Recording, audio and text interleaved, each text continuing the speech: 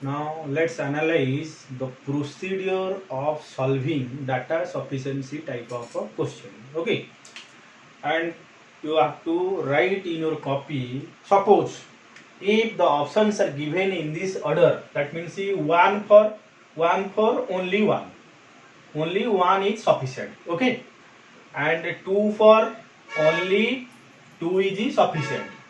Three means either one or two. 4 means neither nor, neither one nor two. And 5 means both are required.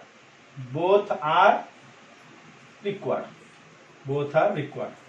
Right? You just write all the options in this order.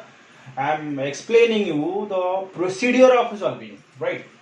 For every question, you take the data 1.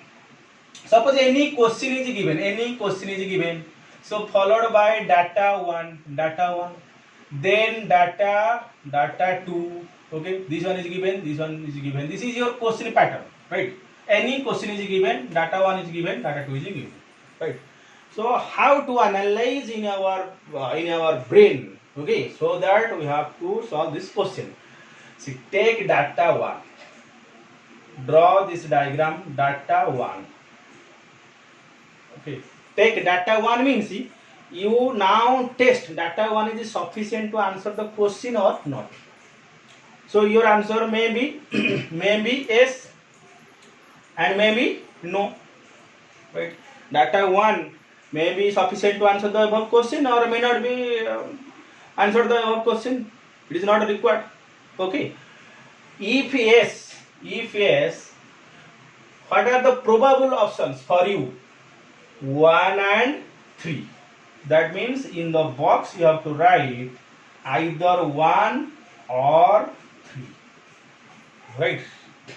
First of all, check data 1. That means sufficiency. It's the sufficiency. Whether data 1 is sufficient to answer the question or not. Your answer may be yes, maybe no. If yes, then don't think about 2, 4, 5. Your answer is compulsory from 1 or 3. Right? Second step, or say in the same step, suppose no case. If no, then don't think about 1, 3. So your answer may be 2 or 4 or 5. Okay, if first one is not sufficient to answer the question, that means your answer is not 1 option, not 3 option. Your answer may be 2, 4, 5. Am I correct? Okay. Then here check data 2 individually. Check individually. Suppose your answer is yes. Your answer is yes. This is a very important procedure, important analysis to find your answer in data sufficiency type of question. Okay. Yes. So if yes, that means again analyze. Data 1 is sufficient to answer the question. Okay. That means yes case. So your answer may be 1 or 3. So how to find 1 or 3? Then individually check data 2. If yes, so obviously your answer is out of 1 and 3, only 3. If no, your answer is 1. Your answer is 1. That means out of 1, 3, after checking data 2, you confirm whether your answer is 3 or 1. Okay. Similarly, in this case, suppose yes is coming. Okay, suppose yes is coming. That means the data 2 is sufficient to answer the question. But start from the beginning. Data 1 not sufficient.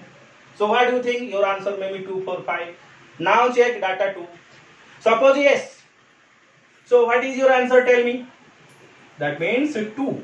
Out of 2, 4, 5, only 2. And if not, okay, no case. That means first data is not sufficient, second data is not sufficient, right? So here check for both. Check for both. Check for both means you consider both data, combine both data, whether your answer is coming or not. Right? You combine two data. First data is not sufficient, second data is not sufficient, so don't write neither nor. Right?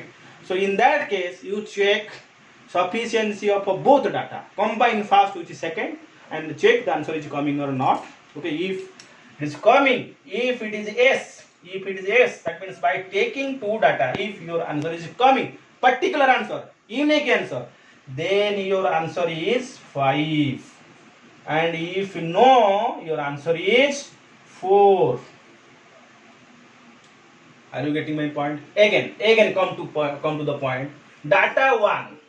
Check individually data 1. So I am not taking any particular type of question. It is applicable for all types of a question. Okay. So your answer may be yes, your answer may be no. Yes. If your answer is yes, right? So your final answer may be 1 or 3. 1 or 3, right? If no, your answer may be 2, 4, 5. Clear? Then individually check the data number 2.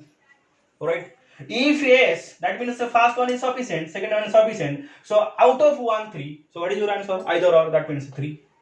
If you know, so out of 1, 3, what is your answer? 1. And this is the important part. Data 1 is not sufficient. Data 2 is sufficient, suppose. So only 2 is sufficient to answer the question. But when no, so don't try to click on the option neither nor. Okay, so that means your answer is what? Check for both. Check for both.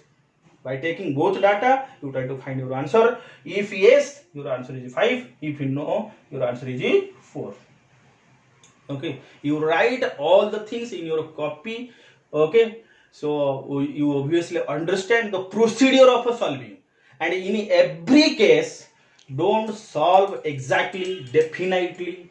Don't divide, don't multiply exactly. You just guess the value of y is coming or not. So don't find the value of y. After dividing s, the value is coming as this one is sufficient. So okay, so this will take some time. Right? Let's come to the different types of examples.